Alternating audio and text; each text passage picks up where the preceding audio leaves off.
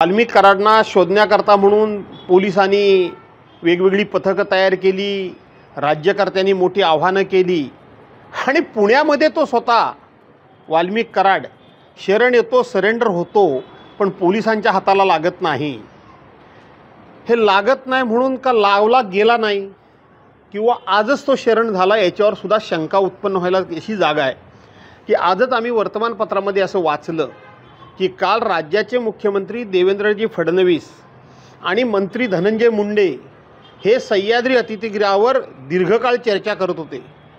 आता काल त्यांनी चर्चा करावी आणि आज वाल्मिक कराड त्या ठिकाणी शरण यावा, सरेंडर व्हावा, हा योगायोग म्हणावा का पोलिसांच्या हाताला न लागता तो स्वतःच पोलीस स्टेशनला जावा, हे सगळं घडवलेलं नाट्य आहे का, अशी महाराष्ट्राच्या मनामध्ये शंका यायला जागा आहे।